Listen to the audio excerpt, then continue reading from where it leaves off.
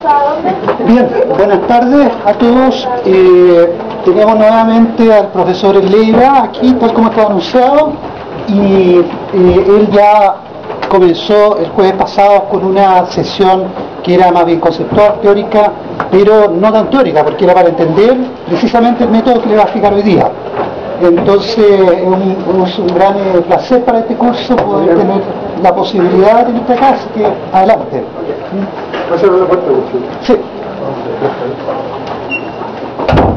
Bueno, buenas tardes. Vamos a continuar con lo que vimos la vez pasada. Y la vez pasada habíamos conversado cuál era la diferente mirada para poder investigar. Y aparecían algunos de los paradigmas y aparecía aquel que tenía que ver con el análisis de contenido. Y el análisis de contenido lo ubicábamos nosotros en un paradigma más interpretativo, ¿no es cierto? ¿Alguien se recuerda lo que vimos la sesión pasada? Que nos ponga al día que no pudieron venir en esa posibilidad. ¿Alguien puede dar la entrada como para empezar? ¿No? ¿No se acuerdan? Sí, vimos lo ontológico, lo psicológico y lo metodológico. Claro. Vimos tres dimensiones, en donde estaban ubicados los paradigmas, que era la dimensión ontológica, epistemológica y metodológica. A partir de ahí hacíamos una revisión de estas diferentes miradas de conocer y lo ubicábamos en el paradigma más interpretativo, que es donde está precisamente el análisis de contenido. Y ahí lo ubicábamos en el análisis de contenido y decíamos que podía ser cualquier técnica, como dice ahí, ¿no es cierto?, que sirva para generar inferencia. Cuando nosotros hablamos de la inferencia, hablamos en este contexto, quiere decir que ustedes van a tener que develar lo oculto de aquello que está en un texto. En este caso, vamos a suponer la Ley Federal de Educación, que es un texto. Pero nosotros lo que vamos a hacer, vamos a develar lo que ahí está oculto. ¿Qué hay detrás de ese texto?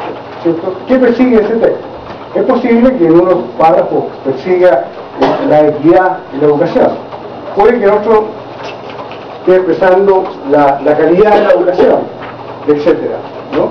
Pero eso seguramente no va a estar expresado, no va a estar explícito. Entonces la tarea de nosotros va a ser hacer visible lo invisible, ¿no? Como los magos, vamos a hacer visible lo invisible. Y en este tomamos un texto de Orti respecto al análisis de contenido y señala precisamente que para hacer inferencia dentro de un texto. Y el texto puede ser construido por nosotros o puede ser un texto ya elaborado por otros, ¿no? Como es el caso de lo que nosotros vamos a analizar acá. ¿Puedo pasar la otra?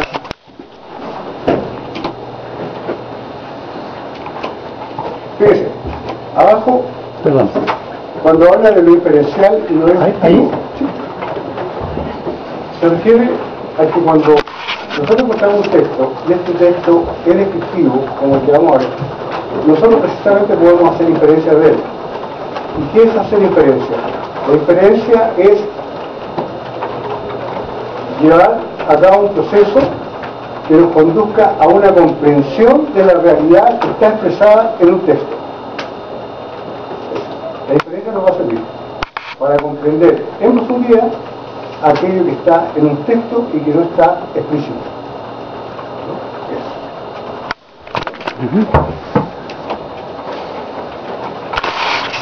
Bueno, como decíamos, el paradigma que está atrás de esto es el paradigma interpretativo, y la expresión metodológica del paradigma interpretativo es la investigación cualitativa, ¿no? Y esta investigación cualitativa estamos nosotros trabajando, vamos a empezar a trabajar el análisis de contenido. Y el análisis de contenido va más allá del documento, ¿no? Puede estudiar una persona, un conjunto de personas, estudiar un caso, un multicaso, ¿no? Estudiar la observación, la información a través de la entrevista, a través del focus, ¿no? A través de la entrevista ejecutiva, a través de la entrevista colectiva. Vale decir, cualquier información que puede organizar la podemos ver y analizar a través de un proceso de análisis de contenido, ¿no? Este texto puede estar ya hecho, como el caso que vamos a ver, como decía antes, y otro que nosotros construyamos.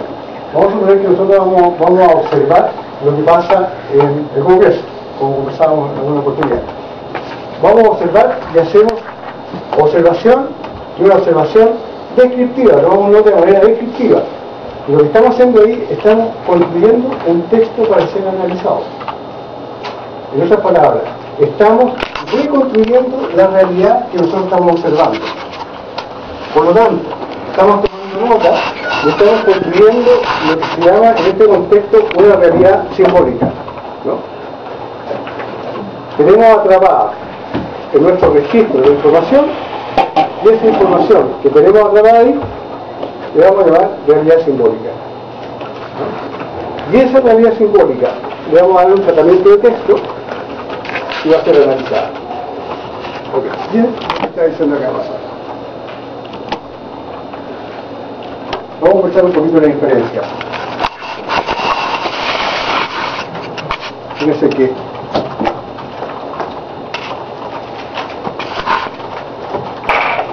nosotros hablamos del nivel de la dimensión ontológica, y en esta dimensión ontológica era una mirada a la realidad, y también decíamos que hay varias miradas a la realidad, desde esta mirada ontológica. Pero cuando nosotros estamos observando y estamos construyendo una realidad simbólica, parte de esta dimensión ontológica, es decir, del sujeto. El sujeto es el que está enfrentado a esta realidad, y como hay varias posibles miradas, él tiene una mirada a esta realidad. Y desde esa mirada de la realidad, él puede observar lo que observa y lo que es capaz de observar. Y esto, si hacemos el recorrido hacia atrás, lo ubica en esta dimensión ontológica que habla de lo que es capaz el sujeto de observar. En otras palabras, este es el sujeto que tiene instalada un conjunto de creencias, para otros autores pensamientos, representaciones, y con esto, en su conjunto, mira de determinada manera la realidad. Ahora bien, este sujeto, cuando tiene estos elementos, con todos estos elementos, que es él, y con todo esto que tiene, interactúa con otros que no son él. Sí, con todo lo que yo tengo, interactúa con otros que no soy yo. ¿Cierto? Obvio. Entonces esto se va formando. Y esto se forma a través de la experiencia, a través del contexto en donde el sujeto se desarrolla, los conocimientos sistematizados, los conocimientos basados en la experiencia, es decir, los conocimientos vulgares, etcétera.